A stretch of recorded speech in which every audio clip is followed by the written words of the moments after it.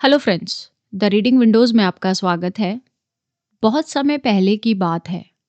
Main मंगल ग्रह यानी Mars से आए थे और विमेन शुक्र ग्रह यानी वीनस से आए थे। दोनों की दुनिया एकदम अलग थी। सोचने का तरीका अलग था और भावनाएं समझने का तरीका भी अलग था। जब मेन और विमेन मिले तो उन्हें एक दूसरे से प्यार हो गया।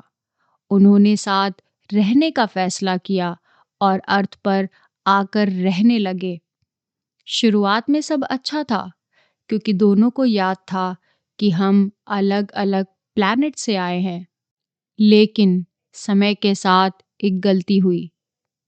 मेन ये भूल गए कि विमेन अलग तरीके से सोचती है और विमेन भूल गई कि मेन अलग तरीके से फील करते हैं। और यहीं से रिश्तों में कन्फ्यूजन एंड कॉन्फ्लिक्ट शुरू होने लगा। आइए इसको एक छोटी सी कहानी से समझते हैं। एक दिन एक विमेन बहुत परेशान थी।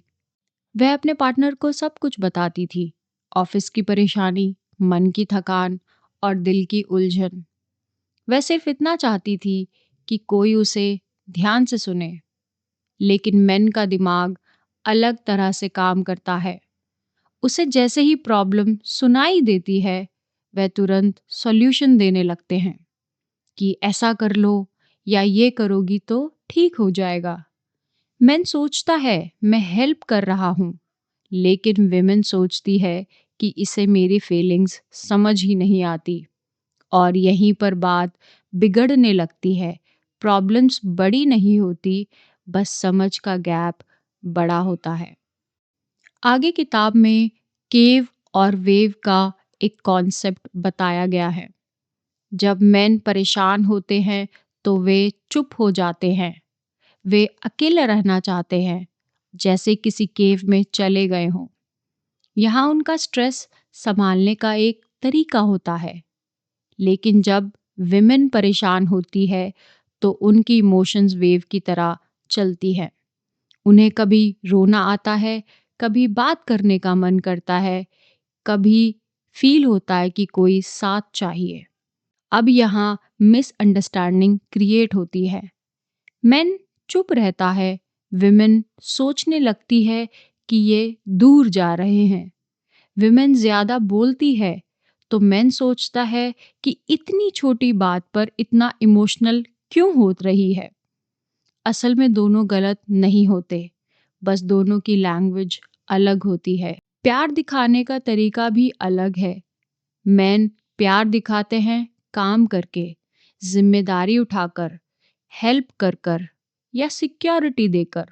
वहीं फीमेल प्यार महसूस करती है वर्ड से। तुम मेरे लिए इम्पोर्टेंट हो, मैं तुम्हारे साथ हूँ। इसलिए मेन कहते हैं मैं तुम्हारे लिए इतना कर रहा हूँ। और विमेन कहती है तुम कुछ ही नहीं करते। आगे किताब यह भी सिखाती है कि रिश्ते इसलिए नहीं टूटते क्योंकि प्यार कम हो जाता है। रिश्ते इसलिए टूटते हैं क्योंकि हम एक दूसरे को समझना छोड़ देते हैं। अगर मेन ये समझ लें कि हर बार सॉल्यूशन नहीं, कभी सुनना भी ज़रूरी होता है, और विमेन यह समझ लें कि चुप्पी हमेशा दूरी नहीं होती, तो रिश्ता अपने आप ईज़ी गोइंग हो जाता है। बस याद रखिए कि मेन मार्स से आए हैं और विमेन वीनस से। प्लैनेट अलग हैं, इसलिए सोच भी अलग-अलग है।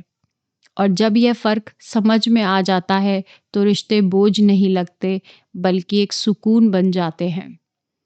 लेखक आगे यह भी समझाते हैं कि रिश्तों में सबसे ज़्यादा चोट एक्सपेक्टेशन से लगती है। मेन अक्सर सोचते हैं कि अगर वे चुपचाप अपना फ़र्ज़ निभा रहे हैं, मेहनत कर रहे हैं, तो सामने वाला अपने आप समझ जाएगा कि प्यार है। वहीं विमेन सोचती है कि अगर वे किसी के लिए इतना सोच रही है, इतना महसूस कर रही है, तो सामने वाला भी वही गहराई दिखाएगा।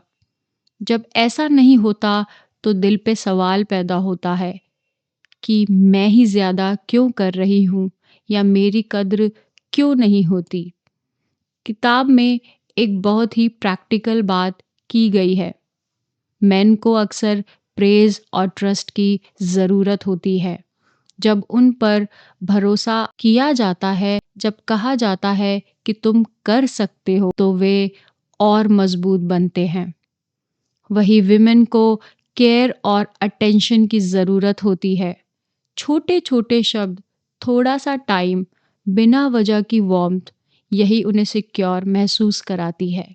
प्रॉब्लम तब होती है जब हम वही देते हैं जो हमें अच्छा लगता है, ना कि वो जो सामने वाले को चाहिए। लेखक यह भी बताते हैं कि आर्ग्यूमेंट्स के समय मेन और विमेन बिल्कुल अलग तरीके से रिएक्ट करते हैं। लेखक यह भी बताते हैं कि आर्ग्यूमेंट्स के समय मेन और विमेन बिल्कुल अलग तरीके से रिएक्ट करते हैं। मेन को लगता है कि बहस का मतलब है कौन सही है और कौन गलत, इसलिए वे खुद को डिफेंड करने लगते हैं। विमेन के लिए बहस का मतलब होता है क्या तुम मुझे समझ रहे हो या नहीं। अगर उस समय मैन सिर्फ ये कह दे कि मैं समझ रहा हूँ कि तुम्हें बुरा लगा, तो आधी लड़ाई वहीं ख़त्म हो जाएगी। लेकिन जब यह बात नहीं होती तो छोटी सी बात भी बड़ी बन जाती है। किताब यह भी सिखाती है कि रिश्तों में साइलेंस भी एक मैसेज होता है। मेन के लिए साइलेंस आराम होता है, सोचने का समय होता है। वहीं विमेन के लिए साइलेंस डर बन जाता है, कहीं कुछ गलत तो नहीं हो रहा। इसलिए लेखक कहते हैं कि मेन को कभी कभी सिर्फ इतना बताना चाहिए कि मुझे थोड़ा समय चाहिए, लेकिन मैं तुम्हारे साथ हूँ। और विमेन को ये सीखना चाहिए कि हर खामोशी अबेंडनमेंट नहीं होती। लेखक यह भी बताते हैं कि आर्ग्यूमेंट के समय मेन और विमेन अलग तरीके से रिएक्ट करते हैं। मेन को लगता है कि बहस का मतलब है कौन सही है और कौन गलत है, इसलिए वे खुद को डिफेंड करने लगते हैं। वहीं इसके अपोजिट विमेन को लगता है कि बहस का मतलब होता है क्या तुम मुझे समझ रहे हो या नहीं। अगर उस समय मैन सिर्फ ये कह दे कि मैं समझ रहा हूँ कि तुम्हें बुरा लगा है, तो आधी लड़ाई वहीं खत्म हो जाती है। आगे किताब समझाती है कि प्यार हमेशा स्ट्रांग दिखने में नहीं होता। कभी कभी प्यार का मतलब होता है थक कर भी सुन लेना, समझ न आने पर भी साथ खड़े रहना और ईगो को थोड़ी देर के लिए साइड में रख देना। जब मैन ये समझते हैं कि इमोशंस वीकनेस नहीं होते और विमेन यह समझती है कि हर बात शब्दों में कहना ज़रूरी नहीं है, तब रिश्ता मैच्योर होने लगता है। यह किताब धीरे धीरे हमें एहसास दिलाती है कि परफेक्ट पार्टनर जैसी कोई चीज़ नहीं होती, परफेक्ट अंडरस्टैंडिंग होती है। जब हम ये मान लेते हैं कि सामने वाला अलग प्लैनेट से आया है, तो हम उसे बदलने की कोशिश नहीं करते, बल्कि उसे समझने का ट्राई करते हैं।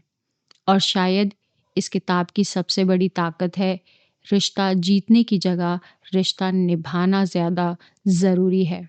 तो शिकायत अपने आप कम करें और अपनी जगह बना लेना ही इस किताब की एंडिंग है। Thank you.